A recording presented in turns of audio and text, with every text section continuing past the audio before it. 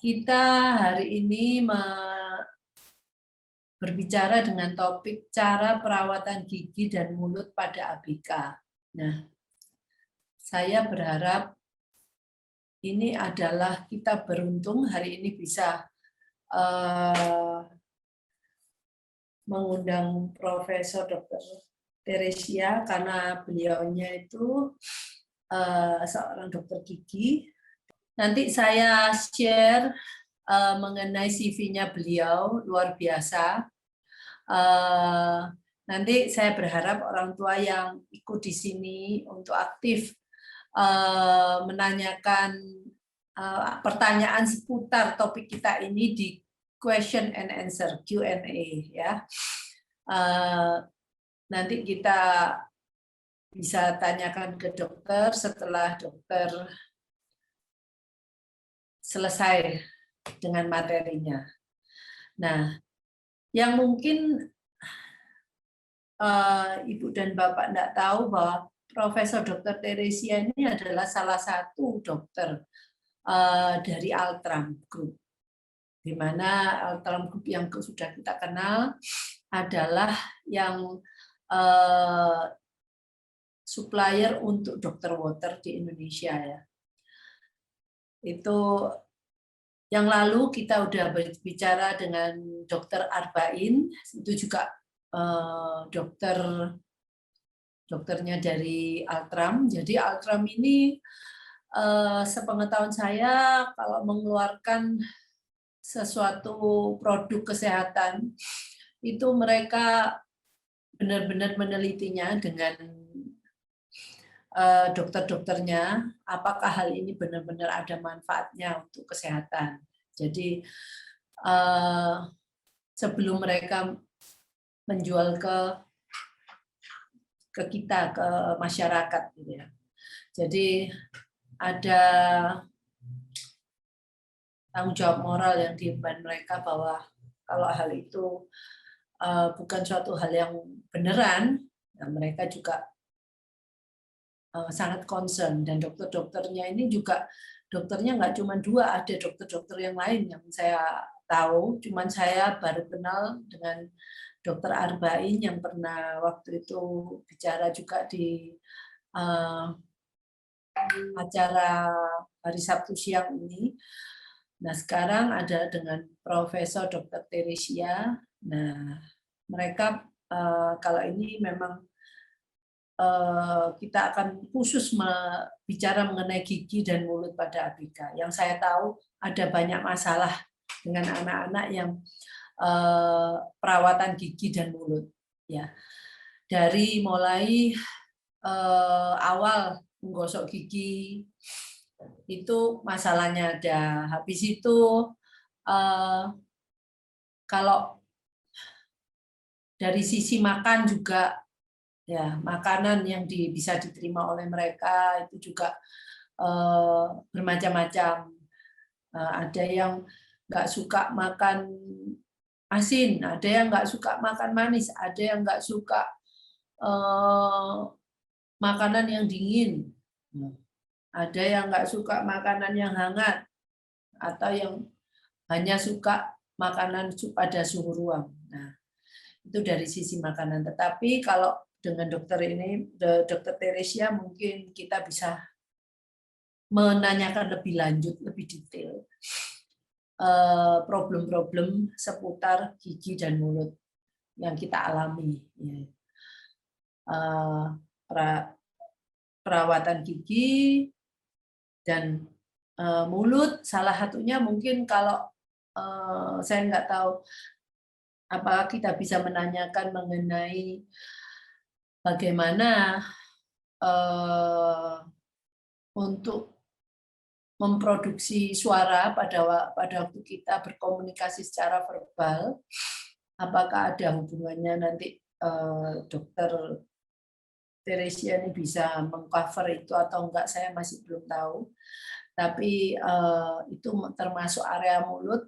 Nah, tapi di sini spesifikasi kalau menurut saya Dokter Teresia mengatakan mengenai perawatan gigi dan mulut. Jadi bagaimana kita menjaga kebersihan gigi dan mulut, karena kalau kita nggak menjaganya, memang pertama gigi anak-anak itu gigi susu ya, tapi lama-kelamaan kan berganti menjadi gigi yang permanen. Nah itu kalau nggak kita jaga, akhirnya gigi ini akan hilang satu-satu. Nanti dia akan mempunyai kesulitan pada waktu anak ini dewasa karena giginya banyak yang hilang. Jadi untuk makan, mencerna dengan makanan di mulut, mereka akan, kalau giginya sakit, saya tahu mereka cenderung nggak mau mengunyah, akhirnya tinggal menelan gitu aja. Nah, kalau saya tahunya, saya share sedikit ya pengalaman saya mengenai ke dokter gigi nih.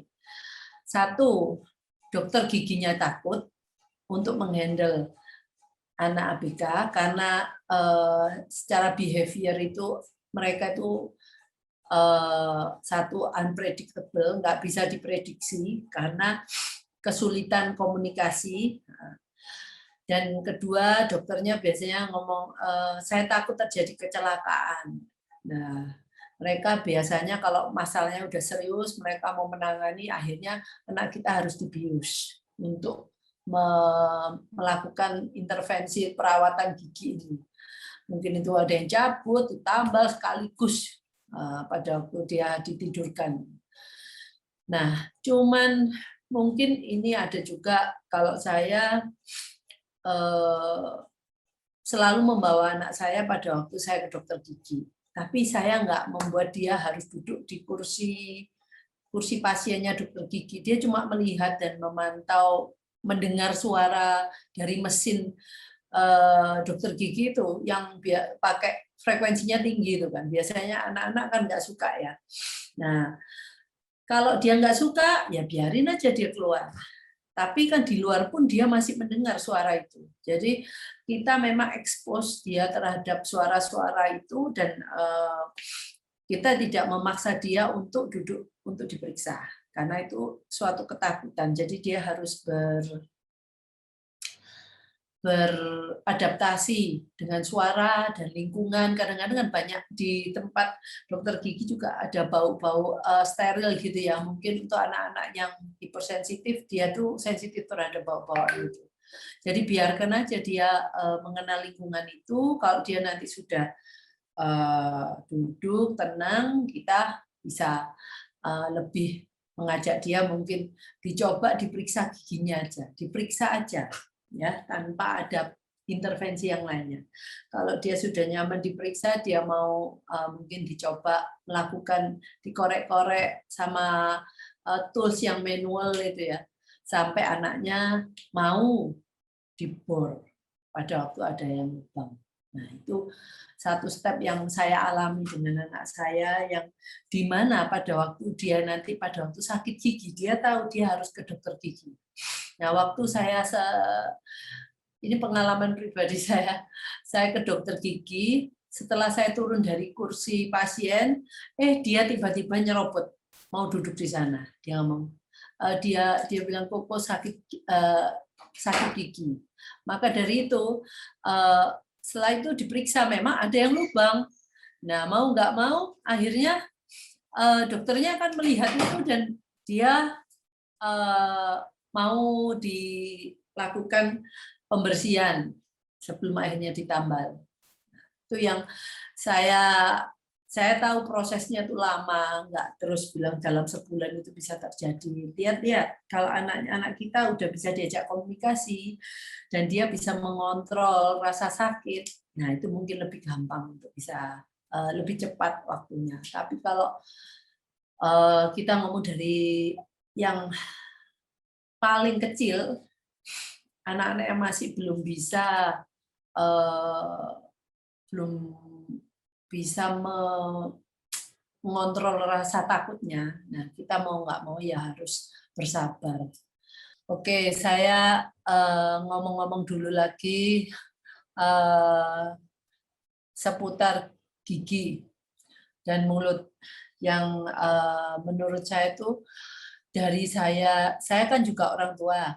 Nah, saya benar-benar juga mengalami ketakutan atau kekhawatiran kalau anak-anak ini anak saya itu sakit gigi, mau saya apakan?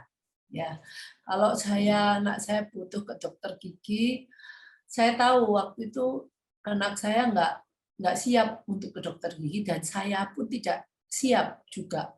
Dan saya mikir juga dokter giginya juga nggak siap. Karena ya anak-anak ini secara behavior itu kadang-kadang pada waktu dia merasakan rasa sakit itu biasanya dia terus keluar untuk agresivitasnya. Nah, kan saya berpikir dulu kalau mamanya mau ke dokter gigi, wah saya harus bawa sepasukan nih orang-orang yang bisa memegang dia atau supaya bisa menahan dia di kursi pasien. Nah, tapi biasanya pilihan akhir yang diberikan opsi oleh dokter gigi adalah dibius, anaknya dibius secara intravenous atau makan obat tidur gitu, penidur yang secara oral. Nah, itu yang saya juga salah satu aspek dari kecil yang saya pikirkan itu mengenai gigi. Karena gigi ini siapa tahu yang nggak pernah sakit gigi. Kita kan pasti tahu sakit gigi dan kita tahu sakit gigi itu sakitnya seperti apa ya. Wah, kalau kita sakit gigi mikir aja nggak bisa. Terus kayaknya itu dikasih gimana makan apapun aja, pokoknya asal sakit gigi ini hilang. Nah, ini yang saya tahu terjadi. Orang tua juga pasti ada banyak yang tanya ke saya dan saya selalu berikan biasanya. Saya sangat senang kalau punya satu dokter gigi punya anak spesial nih. Jadi pastinya mereka mencari cara bagaimana zaman dulu untuk bisa mengobati anaknya. Nah, ada beberapa dokter gigi yang memang yang saya kenal mereka mempunyai anak spesial. Biasanya mereka ya akhirnya mau membantu anak-anak spesial lainnya.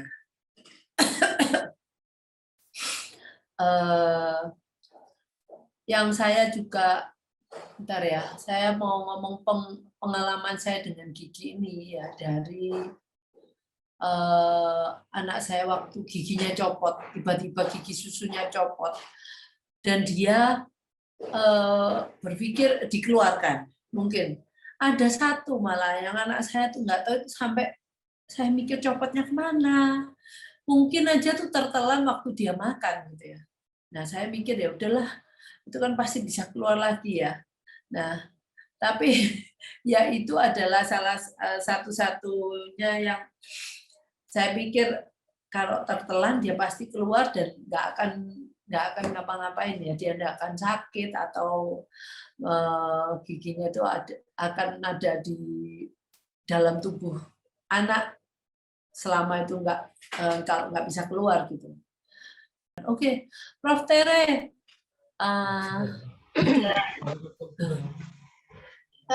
Bu Misa, mohon maaf ini nggak bisa keluar wajah saya, nggak tahu kenapa ini sudah dibetulkan emailnya juga ya? Semua tetap nggak mau berubah. Nggak apa-apa dah, Prof. Tere kali ini. Gini aja ya, nggak apa-apa ya, nggak kelihatan ya. Saya tapi kan suaranya ada. Oh jelas ya. Saya juga ada foto Prof. Tere jadi mungkin lebih tahu ya. Mohon maaf ya. Ya nggak apa-apa. Terima kasih Prof. Tere. Kita mulai ya. Saya memperkenalkan Prof. Tere dengan ini CV-nya yang saya juga agak kesulitan untuk karena ini panjang sekali yang jabatannya Prof. Tere yang sudah lulus ini, Profesor Dr. Teresia Indah Budi, S, dokter gigi ya dok, M itu Magister Kesehatan, ST PMMK artinya spesialis patologi mulut dan maksilofacial konsultasi untuk konsultasi dan AKP itu akupunturis, yang terakhir DC ini saya.